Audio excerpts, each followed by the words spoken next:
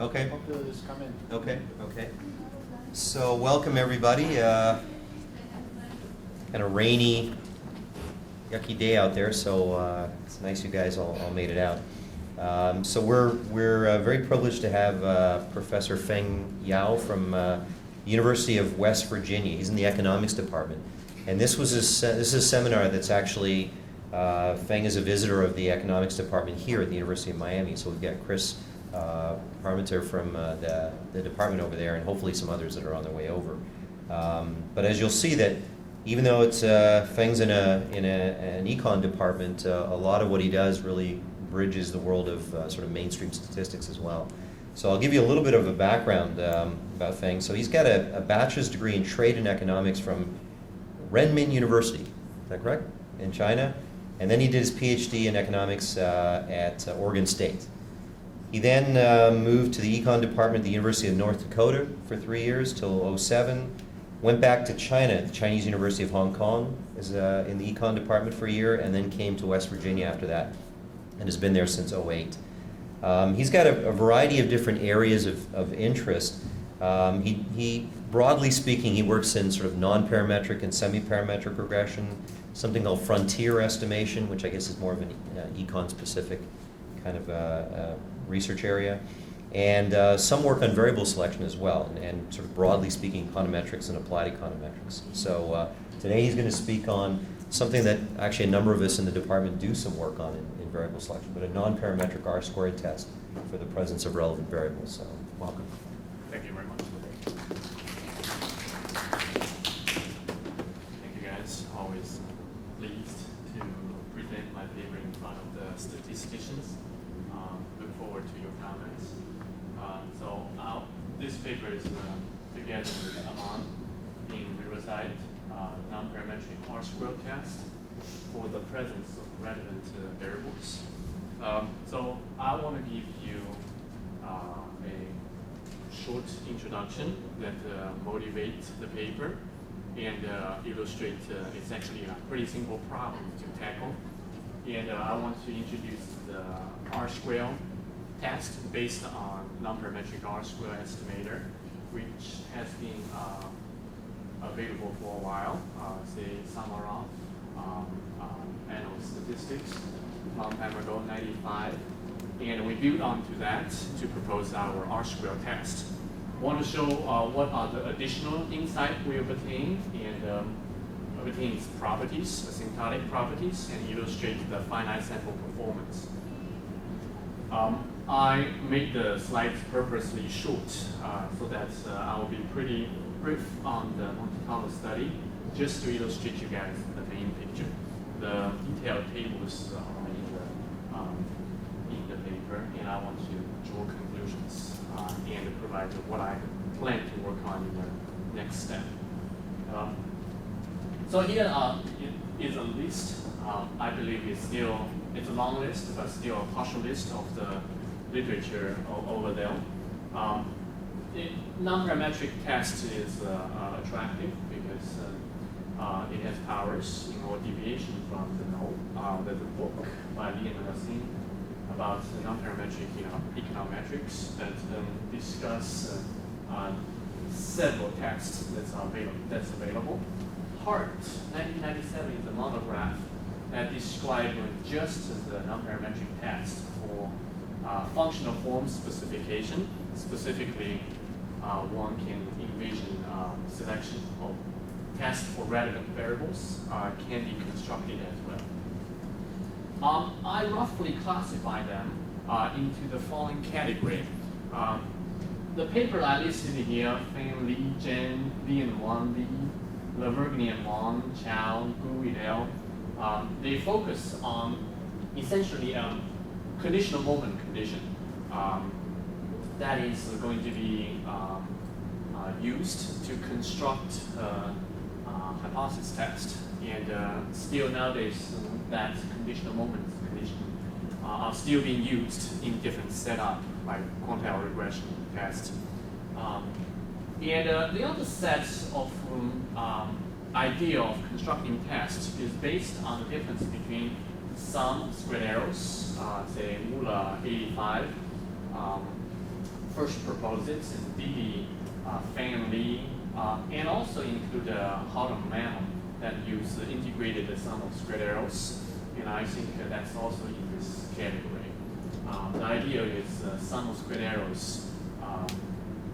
Well, the difference is going to be large if the null hypothesis is not true, and the difference is going to be small if the null is true. That's the idea behind constructing the hypothesis test based on the difference of sum of squared error. Another test is pretty popular, is likelihood ratio test. Azzolini and Azzolini-Bowman first considered those, and generalized likelihood ratio test in 2001 by Feng Yao is making this even more popular. Hong Li considered a choice of loss function in this likelihood ratio test framework. And there are other tests as well available. Racine, Hidalgo, and Yachi, and so on. They consider different type of tests that use different stories behind it. But what's the main picture? Well, what the main picture that we are searching for in this paper is we base our tests on a nonparametric R-square that is proposed by Doksan and Samarov, 1995, and Carlos and I worked 2006 that investigate the local linear version of it. But in that situation, what we are interested in is construct a estimator for the nonparametric R-square and establish its asymptotic property when the theoretical R-square is within 0 and 1, right? Not considered a boundary. So that's the first set of nonparametric R-square I want to mention. Just thinking about the definition of an R-square, which is giving us the proportion of the variation, thinking about the regression framework, proportion of the variation in the regressand, that is explained by the variation of the regressors.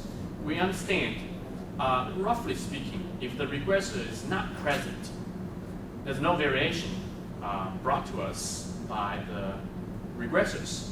So the construction of the R-square is likely to be giving us a number of 0. No fit given to us. And that situation is actually not covered by the estimation story of this two paper, because they consider the square root n asymptotic normality of the estimators for the R-square, when R-square is strictly within 0 and 1, not including the boundary. But it's actually the boundary case that's of interest to us, because that's the situation we can construct a test for relevant variables. I want to make that clear. But before I move on, I want to draw your attention that Huang and Chen 2008 proposed another nonparametric R-square that is equally interesting. That has finite sample ANOVA decomposition, right? And the nonparametric R-square is considered by the first two papers are based on theoretical decomposition of the ANOVA. And this paper is attractive, right? But it's based on different principles, followed by Su and Wula. We consider a hypothesis test for the heteroscedasticity using this new R-square estimator. So what we're going to do is focus on this nonparametric R-square proposed by this two paper, and consider the situation of hypothesis test using that. So the idea is very simple. R-square estimator, and we are going to do a theoretical ANOVA decomposition, and based on that, we construct a local linear estimator for the R-square in the simple case. In the general case, we also provide a version of it, denoted by R hat square G. In both the simple case and the general case, we construct the hypothesis test. Simple case, the hypothesis test would be Tn hat, and the corresponding wild bootstrap version, Tn hat star. And in the generalized version, T hat NG, and Bootstrap version, T NG hat stop. And we obtain the asymptotic properties and perform simulations. That's essentially an outline of what we want to do. But I want to go ahead and provide you a simple motivation of why it's going to work. Let's spend a few seconds on a simple regression model. Well, it's going to be nonparametric regression. Conditional mean is a nonlinear function of the regressor xt. For illustration purpose, let's consider the situation. Xt is actually univariate, so I change it to little lowercase xt, right? Univariate situation. If xt is not present, meaning this guy is probably going to be replaced by a constant function like mu, right? And that's going to be our null hypothesis to proceed. And so the probability of having conditional expectation of y given the regressor, which is a constant, is going to have probability equal to 1. And the alternative is obviously the probability of that happens is less than 1. Right? So that just gives you an idea of this theoretical ANOVA decomposition. Variance y is a variance of the expected value of y given x, and plus the expected value of variance given x. The two parts decomposition motivate us to consider the classical R square, which can be written as 1 minus square difference, well, expected value of the second moments of y minus mx divided by variance of y. Right? And the estimator that we construct, basically looking at the unknowns that are showing up in this expression, replace them by the sample version. For example, expected value is going to be replaced by the average. Variance is going to be replaced by the average of the squared centered moment. There's only one unknown function, mx, over here, and we replaced it by the local linear estimator, m hat. And the only difference from previous situation are probably the inclusion of an indicator function that require the denominator to be greater than the numerator. And obviously, the only purpose of doing this is to make sure that our hat square is properly behaved between 0 and 1. Right? And obviously, this is true theoretically as well, because variance in that is always greater or equal to squared expected value of square difference between 1 and n. So that's a simple motivation. But what we do is basically realize what's going to happen if x is not present. Well, if x is not present, quite likely, I'm going to say if x is not present, there's no variation introduced to us through the x component. So this is simply a constant mu. So as you can see, variance of constant is equal to 0. So r squared is going to be 0. So we expect r hat squared to be very small when x is actually not present. That's our motivation to construct a test. Well, the story is basically realizing that r hat squared is going to be very small, close to 0. But we carefully look at the components of performing a asymptotic extension that is going beyond the square root n order. And looking at the expansion of the remainder terms when the null hypothesis is true, and determining the order of the remainder term. And it turns out the remainder term is of order nh raised to 1/2, h being the bandwidth used to estimate the conditional mean function. You do notice that this Tn hat is going to be what we call a simple hypothesis test statistic based on the simple setup. It's actually a normalized, properly normalized and scaled R square estimator. The normalization happens when we pre-monitor it by an h raised to 1/2. And we also have to, properly adjust for the bias that are generated. There are A1n hat and AN hat, and divided by the variance estimate, modular by the indicator. That's essentially adjust for the asymptotic bias term. And we divide that by the square root of the asymptotic variance, VT hat. Well, VT hat is nothing but the asymptotic variance estimate for what is showing up on the numerator. As you can see, these terms that we propose over here can all be estimated using the kernel. This is the regressor X, right? And this is nothing but Rosenblatt density estimates.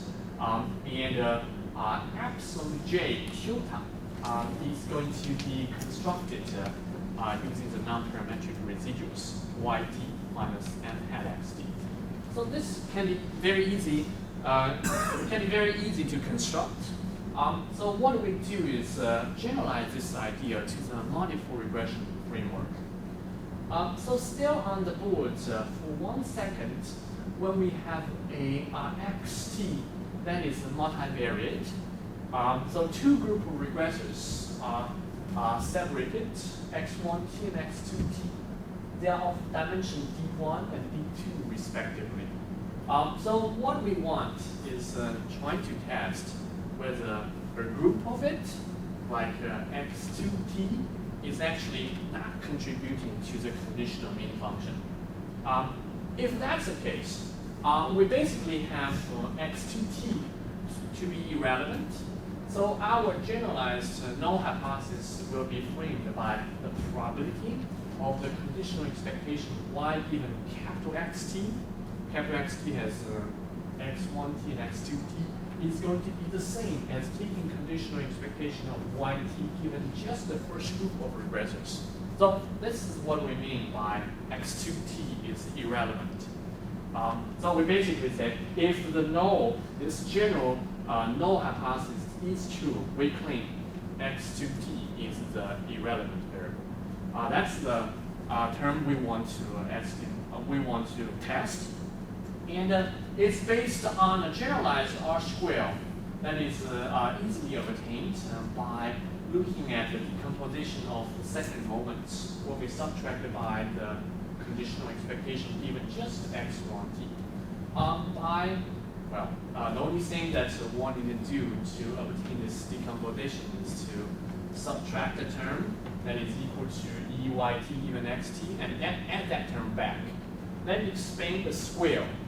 You would expect a third term to show up. And the first two terms are looking like that. And the third term basically is equal to 0 by law of iterated expectation. And the fact that XT, capital XT, is generally of larger dimension, including x1t and x2t. That can be easily shown. This motivates us to consider the R squared G. That is very similar to the simple version we proposed before, except we use 1 minus the ratio of 2 second moments. If you look at this expression a bit longer, you realize the denominator, according to the line right above, actually has 2 components. Right? And if we use one of the components right here on the numerator, it got to be the case that the numerator is less or equal to the denominator. And this motivates us to consider this RG square. We like to call this a non-parametric partial R square estimator, but we didn't really pursue the terminology that way because our interest is really on hypothesis test. Anyway, one can easily show that R hat square G is equal to 0 if this null hypothesis is true.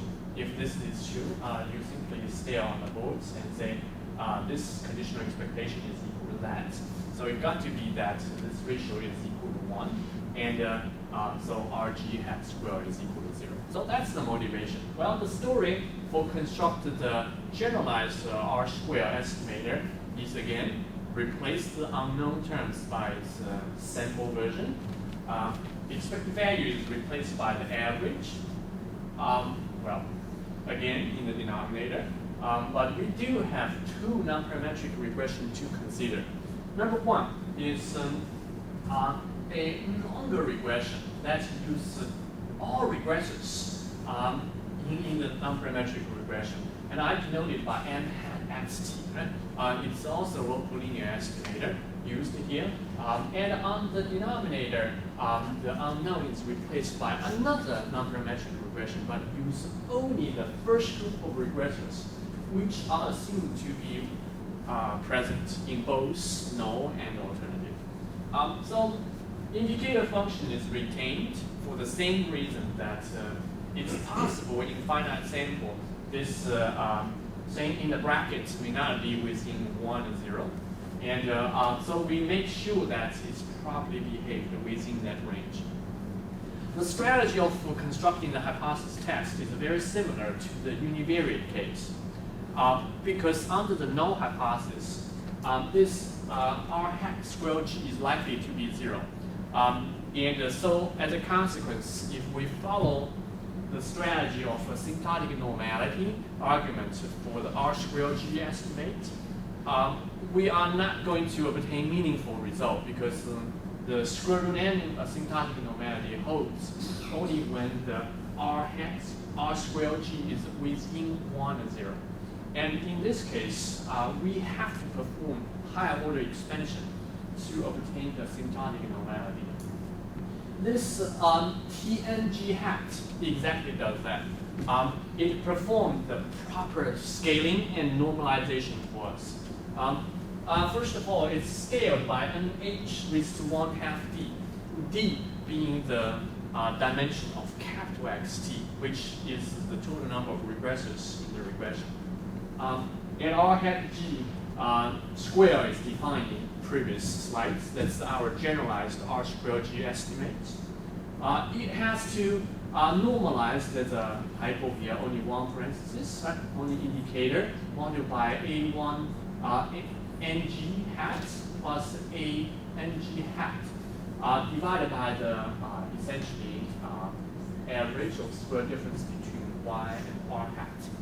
So the story goes very similar as in our univariate regression situation, that this is an adjustment for the symptotic bias for the R hat square G. And what we divided on the denominator is the square root of the estimated asymptotic variance of what we have in the numerator.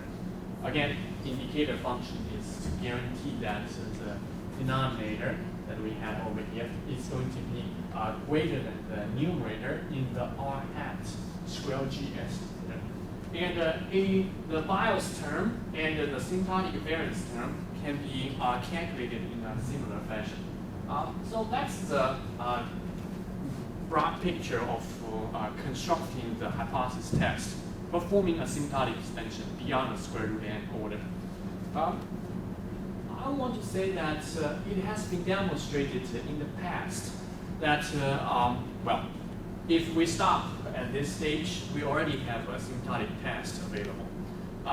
If I obtain a symptotic distribution of this test statistics under the null, I can generally, well, what we have shown later on is this guy is asymptotically has a normal distribution. So strategy will be using the threshold from a normal table to perform a hypothesis test. But it has been demonstrated in the literature in the past that asymptotic normal approximation perform poorly in finite sample setting. Specifically, the size can be off quite a bit. And the strategy is to use the so-called Bootstrap Test to help improve the finite sample performance. So I want to discuss basically one simple bootstrap test that can help improve the finite sample performance. let's consider the univariate case. Describing the bootstrap test in the following maybe 5 steps.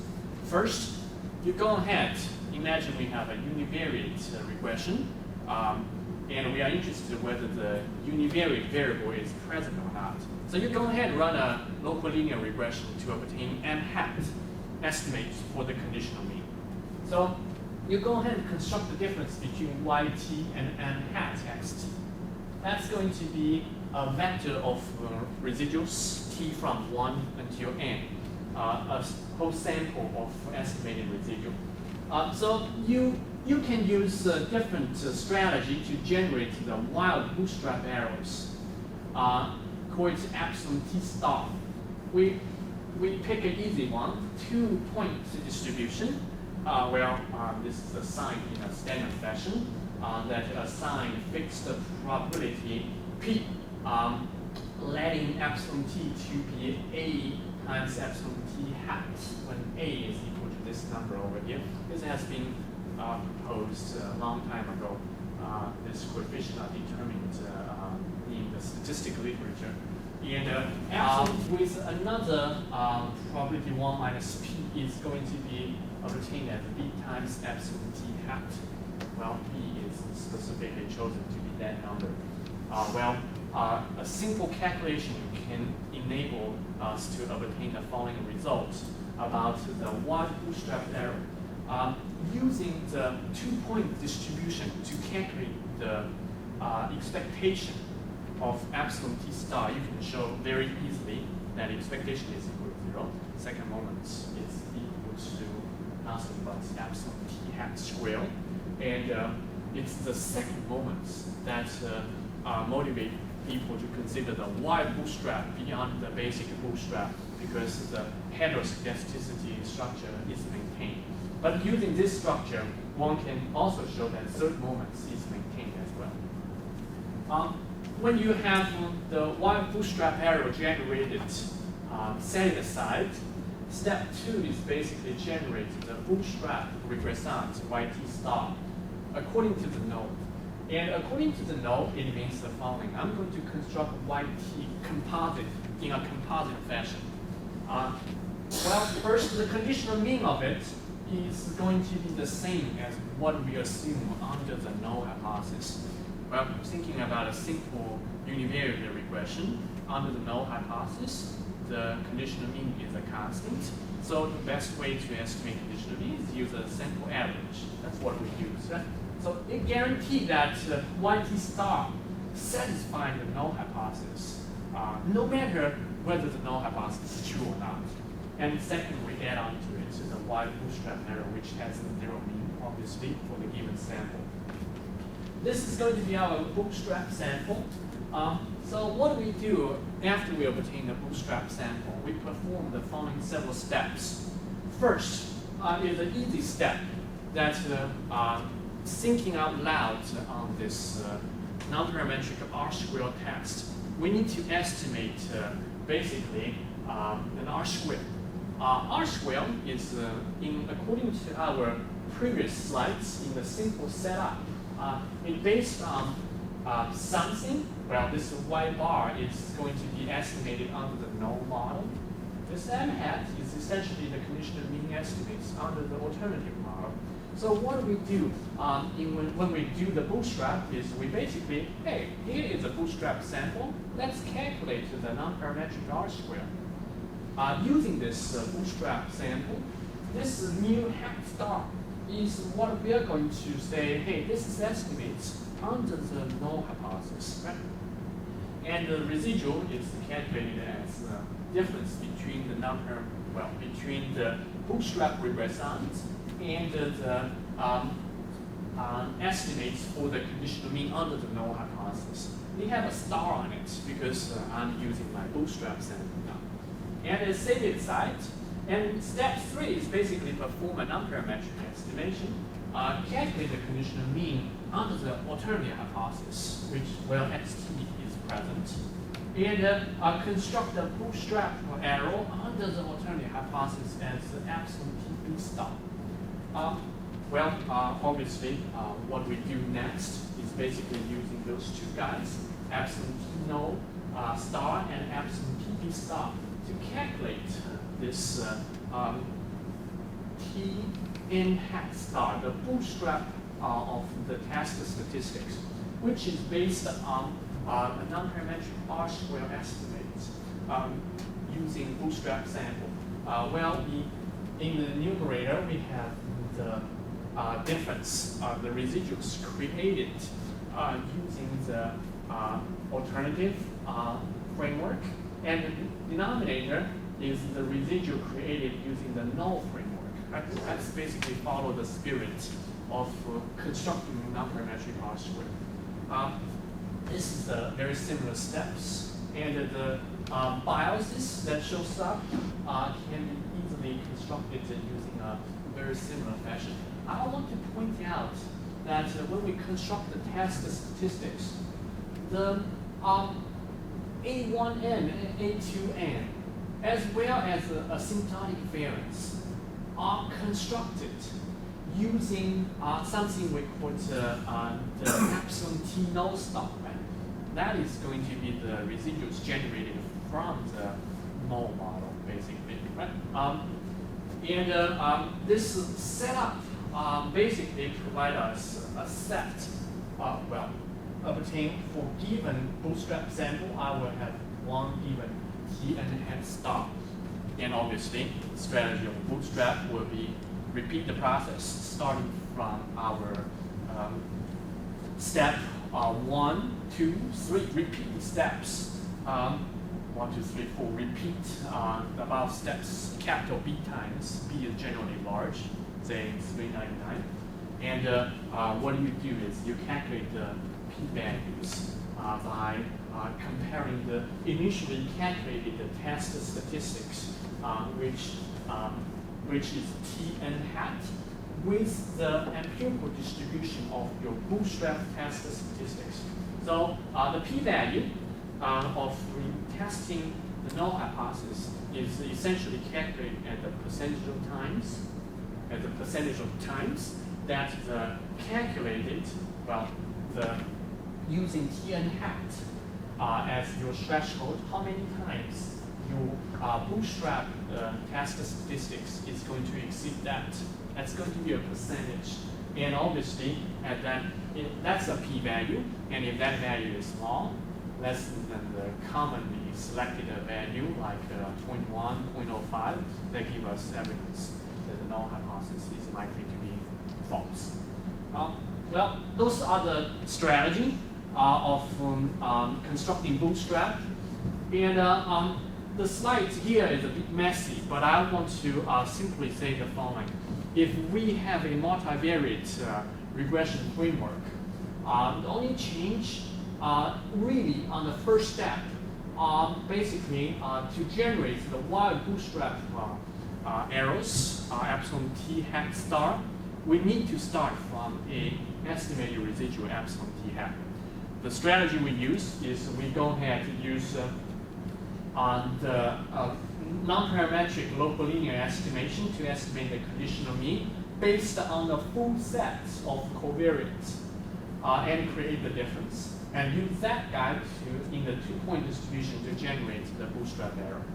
And then the next step, step 2, is generate the bootstrap regression using the nonparametric conditional mean estimates, which satisfy the null hypothesis, plus the epsilon T star. Right? This guarantee basically, this step basically guarantee that the test statistics, roughly speaking, will behave properly no matter whether the null hypothesis is true or not.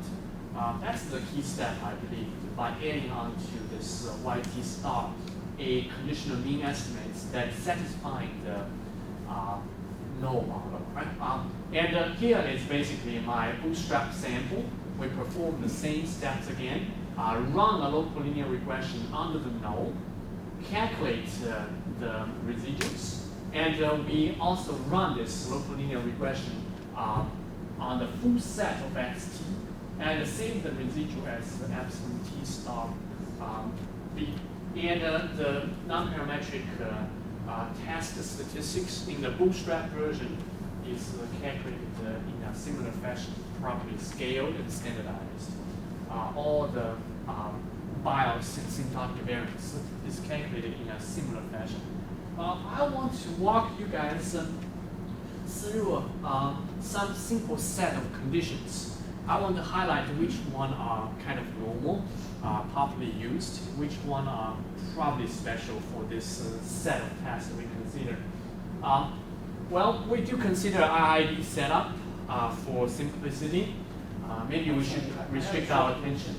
Yeah? What was the criteria for choice of A and B, the constant A and B, when you bootstrap and Constant A and B. How did you choose those values? Well, constant A and B, right? When you do the specific, you're probably talking about here Right. and here, right? This is the paper by Wu in 80s. They proposed a wide bootstrap. The criteria, there are three criteria. Number one, you see that it's a two-point distribution. The number one criteria is the two-point distribution basically assigned probability P, so that the generated epsilon T star will be equal to that. And with the complement of that as a probability, which is 1 minus P, you basically set epsilon T star to be B times epsilon T hat. And your question is specifically on how to choose A and B, right?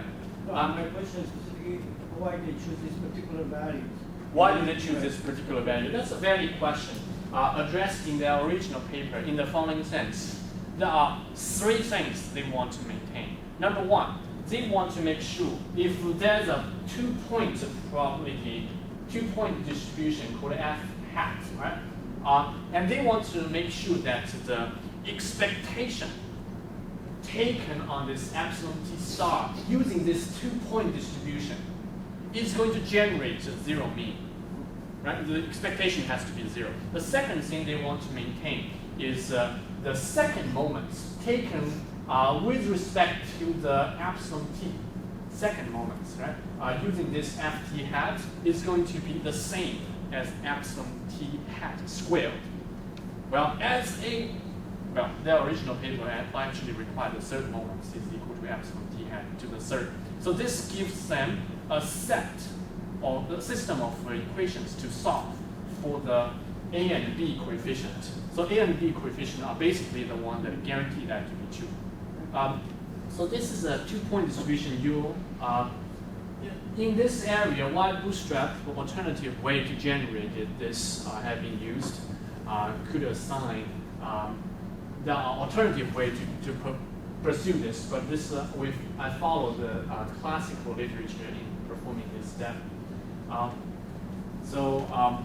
This slides, I quickly grab several things that are necessary.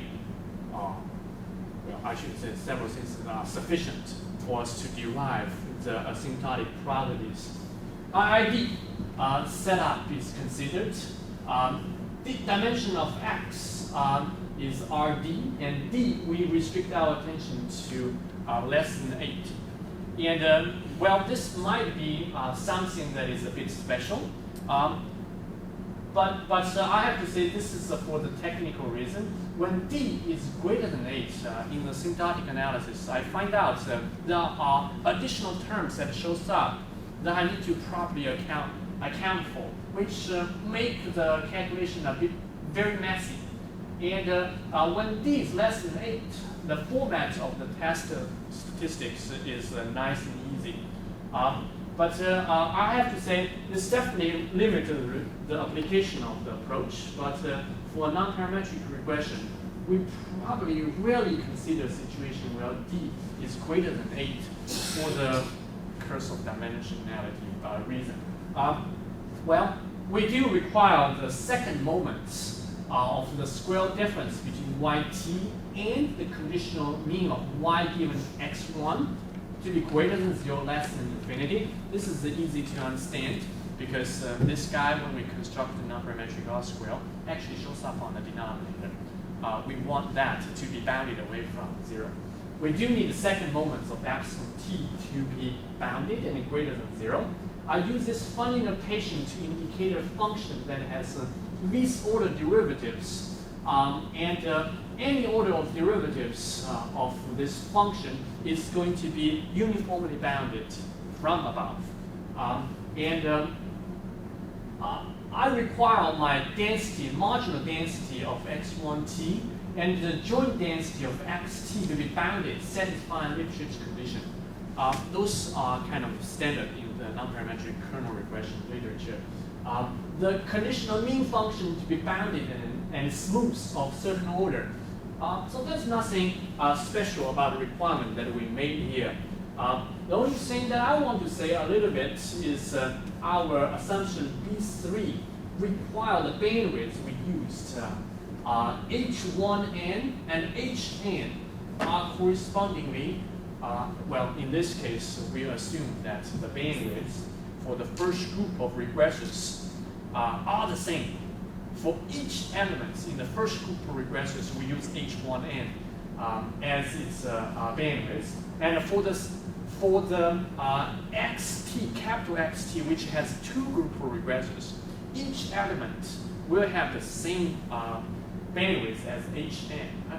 So for simplicity, obviously, general situation can be entertained, but this helps us to simplify the analysis. We're required to approach infinity, and we require this multiplied by H1n raised to 2v1's power to approach 0. Well, and the bandwidth used to estimate the two conditional mean function to properly behave, approach 0 in this fashion.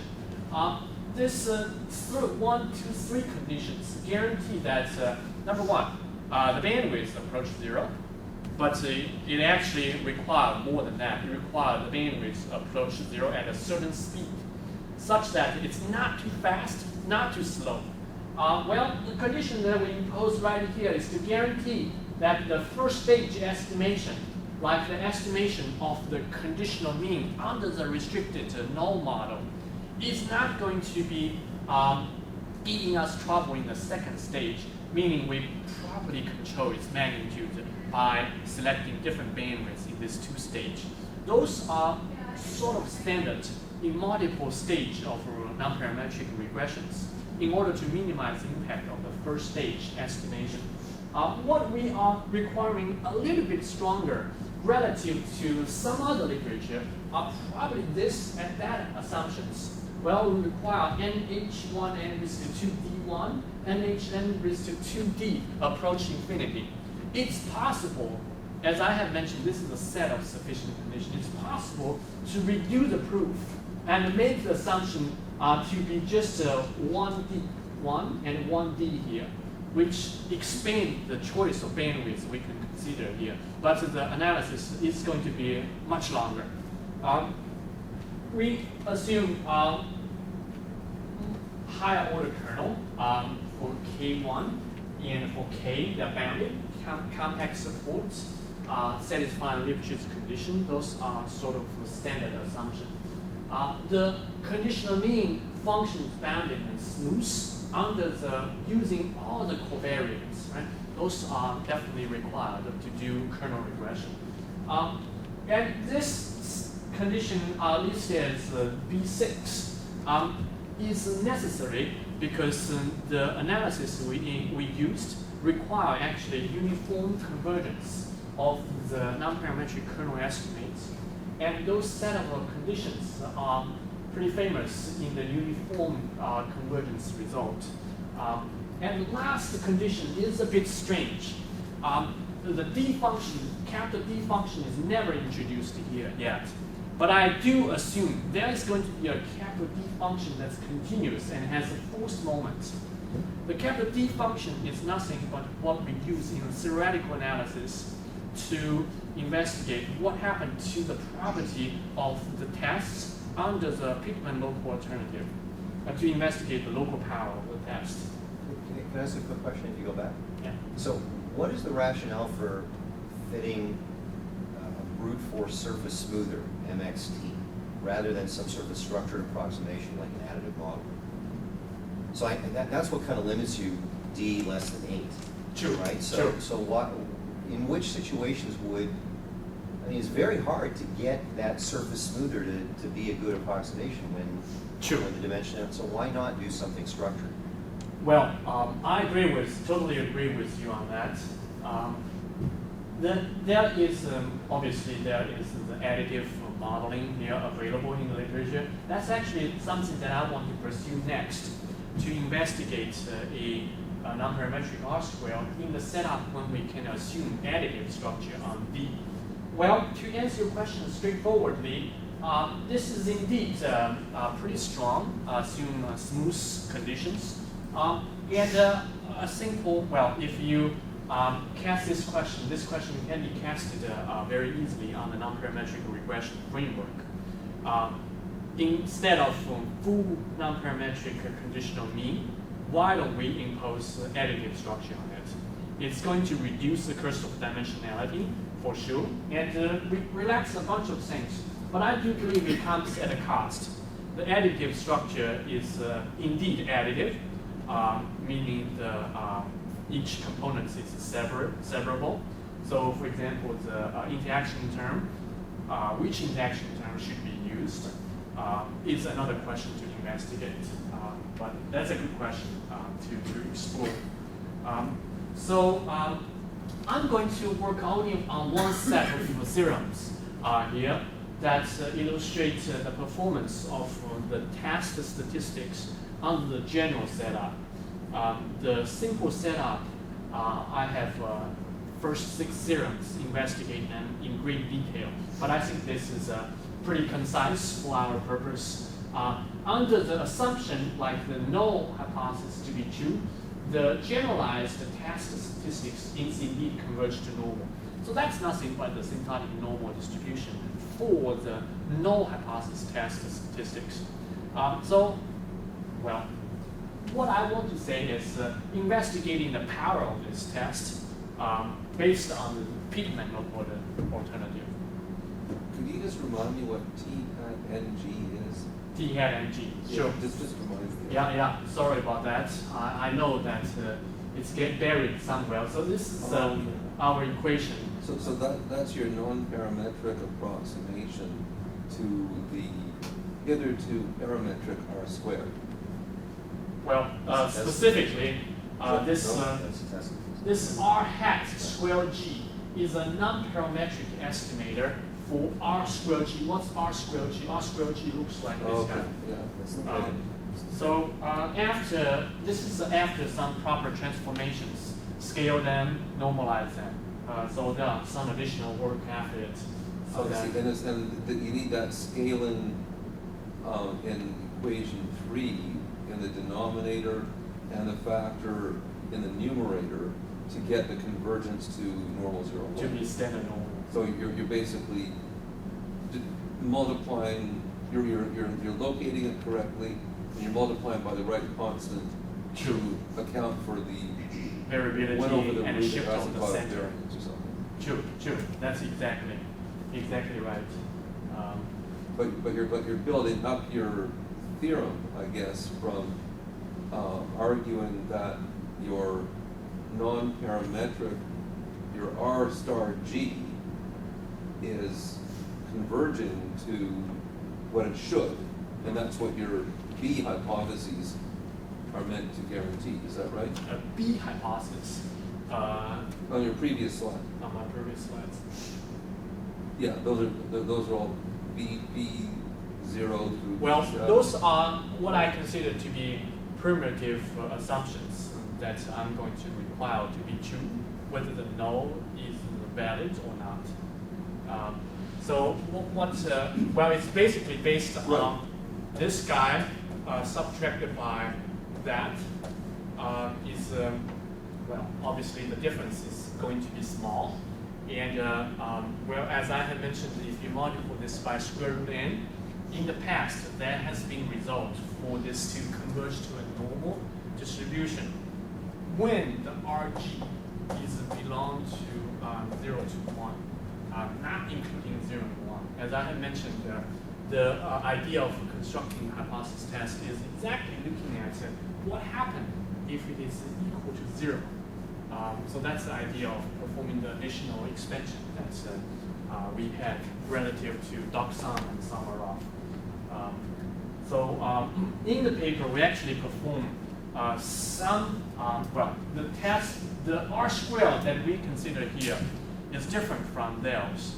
And in the paper, we actually compare a little bit more than what I presented here, investigate a couple more statistics, test statistics based on their stuff. And I include that in the simulation as well. So, but you're presuming here a Nadaraya-Watson regression estimate. Nadaraya Watson, Your kernel estimate. my kernel estimates are all local linear. So it's not Nadaraya Watson. Nadaraya Watson is obviously local constant. We are using local linear estimates here. And obviously for its superior performance, especially close to the boundary. So I didn't explicitly define the local linear, but I mentioned it before. And obviously it depends on the choice of the bandwidth and the kernel. It's approximating the function by a linear line instead of constant. So that's what we use, local linear. I should have pointed out more clearly. Is there a well-known example of a local linear? Is it a spline locally linear? Low S. Is spline?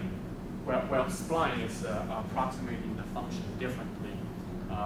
Here is Chris knows this as well. This is minimizing. Local linear is minimizing the sum of kernel-weighted squared arrow problem, and the problem can be has a straightforward expression, and so instead of estimating the conditional mean by a constant, as in the case of Nadaraya-Watson estimates, we are allowing potential non-zero slope to happen, and the intercept of that new line that we're feeding here is an estimate for the conditional mean in the local linear estimates, and obviously the slope of that line is an estimate for the slope of the conditional mean function. So anyway, we are constructing the estimates and tests based on kernel, specifically local linear estimates. So second thing I want to demonstrate is, suppose we deviate, I basically follow the local power of a test. Suppose the null hypothesis is not true, but it's not so far away from that as well. And how will I be able to detect, which is the power of, how will I be able to detect when the null hypothesis is true, when it is not true? That's the traditional way to investigate the local power of the test, because it's really the situation where the local alternative, which is very close to the null, that gives us a problem, right, for us to detect whether the null hypothesis is true or not. So the setup is the following. Suppose I don't have the second component here. I simply have an capital XT equal to Rx1t. This is the conditional mean of y given capital XT. This is the conditional mean of y given x1t. That's essentially our null hypothesis. But we do add on to it an ln times dxt. That's the dx function I assumed in the capital B assumptions. ln is a number that converges to 0. So it's, in this sense, it's local, because as sample size is large, the alternative that we are considering right here is really very much like the null. So what are the asymptotic distribution of the test statistics under this local alternative? We do obtain the following expression, asymptotic normality. What's different from before are really the bias shows up in the asymptotic normal distribution. And obviously, if D is 0, there's no asymptotic bias showing up over here. So for any given sample size, the large the magnitude of D, the large the possible deviation from a standard normal. And that demonstrates the power of the test statistic. We investigate the consistency of our test, of our asymptotic test using this result, which shows up in our appendix. If the alternative is actually true, which means x2t is present, right? Then the conditional mean is equal to that, right? And as a consequence, for any constant Cn that is of this order, remember n times Hn raised to 1/2 d is going to approach infinity, right? In our analysis so far. So this is a large number, and so our test statistics will be larger than that. The probability is approaching 1. That demonstrates the consistency of our test. So that's a standard result in a lot of these variable selection kind of hard thresholds. That's true. That's true. You need your threshold to go off to infinity as well. Yeah, that's the kind of argument. But then it always begs the question: what do you do? How do you set that Cn for a given finite sample, right? Because then, so I'm getting beyond this issue of just the variables are in or not, but if you're sort of looking at a collection of models, this becomes an issue. How do you determine what that optimal Cn is? And one of the things you can do is sort of play this game, like a hypothesis testing framework of the alpha and beta.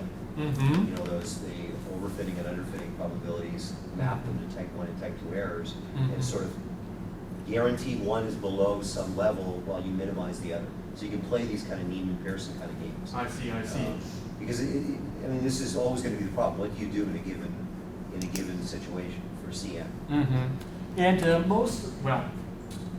well, I probably need to check with you on that specific idea. In many of the situations I have seen before, this Cn is sort of the hypothetical constant that we assume to show up. And the only purpose of this is trying to show the probability of this greater than a large constant is actually approaching 1 for the consistency purpose. Right, but when you map that to finite samples, you get very different. It's not all that informative. That's right? true. That's true.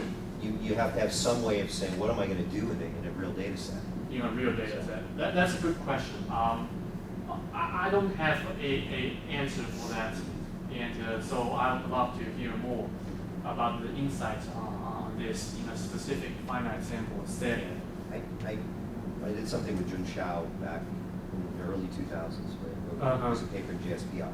Okay. We actually studied this, not the non-parametric regression framework. But a specific hypothesis. Just the regular regression framework, but how to do that. Oh, exactly like this selection of the Cn for given sample size. Yeah. So what are the idea is to It's set that up idea some of, criteria. yeah, balancing that alpha and beta, mapping those to overfitting and underfitting. What's the alpha and beta? That's like the type 1 error, type 2 error. I see. Level and bound. Right. Okay. So there is a way to do it, and you kind of guarantee that one is bounded and the other is minimized. I see. So- Like the student T case, Right. classical situation. I see. That's a good point. Thanks. The last thing that I want to mention is even if we deal without the underlying assumption whether it's null or alternative or local alternative, the bootstrap version conditioning on a given sample actually have a asymptotic normal distribution. That's good news. So it means we can always rely on the bootstrap version to perform our hypothesis test, provide an alternative. And so this is a justification, but most of the time people use the finite sample simulation to demonstrate the potential improvement. I understand that I need to, I will rush you very quickly onto maybe three slides and then jump to the conclusion. Here are the setup simulation we considered null hypothesis. So we have two group of regressors, X and Z. Z is going to be showing up all the time in the multiple regression framework, right? And X is the one that we are trying to test whether it's present or not.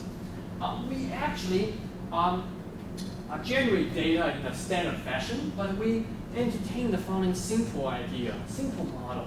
Let's suppose beta 0 and beta 1 equal to 0. So basically, z is not there. So in this setup, it's the simplest style we can imagine. Well, we have basically conditional mean to be just 1 in the null model, and conditional mean will be 1 plus some variable that depend on x in the alternative model. So what I want to say is a simple model, we do consider, well, we have a test statistic for it. We bundle that together with the heteroscedasticity on the error term. And for in another situation we consider, we go ahead and include the z as additional variables, so that the alternative we consider actually has two variables, z and x, right? X being the one that we are testing. But in that situation, we set it to be homoscedastic for simplicity. And we select bandwidth according to a standard fashion. And we do investigate robustness of the test according to the bandwidth, specifically on this HN over here for my X enchanting curve kernel. And those are the values that people normally use. They generally claim it's wide enough. Well, the reason for using rule of thumb is obviously we have several alternatives showing up in our simulation because of the great variety that are already provided in the past literature. We just want to see what's going to happen. Simple setup include our test and Bootstrap version. This T1N, T1N star, T2N, T2N star are something that we extend dot sum and sum are off and proposed a simple estimates. JN hat star are from GUI L and the generalized likelihood estimate. Generalized likelihood ratio test. Do keep in mind that this GLR test in the original framework, there's no account for heteroscedasticity. So quite likely this is not going to perform well in the heteroscedasticity setup. That's what we observed as well. In the general setup, multiple regression model, our estimates, JN star, JWN star, what is already available. Star always being the bootstrap. TLV is Lagrangian one, which is improvements over JN and JWN in the finite sample. They have additional correction terms. In their simulation, they demonstrate it performs much better. So 100 with 1,000 repetition, or 200 sample size with 500 repetition, B is 399, and investigate those level of significance levels. I'm not going to show you any tables. I just want to say that generally, looks like when sample size increase, size improve, but power significantly improve. That's a good sign. That the empirical power in multiple regression model is smaller than the simple regression model. That's easy to understand and expected because the cursor dimensionality peaking much harder in the multiple regression model. C does influence the performance. It's sensitive to the bandwidth, but it's nonlinear fashion. Size looks like in the simple setup, most of the tests perform well, especially the ones that we considered at the beginning, the simple version and the bootstrap version. But there are some that is not performing well as expected. JLR test is oversized, and the multiple regression model, our proposed bootstrap test is performing very well in terms of size relative to the others. And our asymptotic version is a bit oversized. So we do recommend the bootstrap version relative to the asymptotic version. Power. The one that does not have good size do shows up to have good power, right? So that shows the size and power trade-off. And in multiple regression model, it looks like our proposed test are indeed having much better power than the 3 tests that are investigated over there. So that's the conclusion that I'm going to draw. R-square test, no asymptotic distribution obtained. Consistent, can detect local alternative. We propose a wide bootstrap test, and we also provide asymptotic normality of R-square test using local linear estimates, but I didn't show in our slides because that's not our main focus. Simulations seem to indicate good finite sample performance. What we want to do is investigate the additive structure placed on the conditional mean function and consider the test. Obviously, we need to come up with a reasonably fast and theoretically justified procedure to estimate the additive components, then construct the test.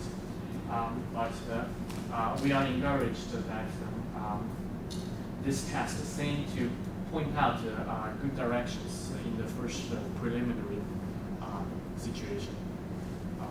But thank you very much. Appreciate your time.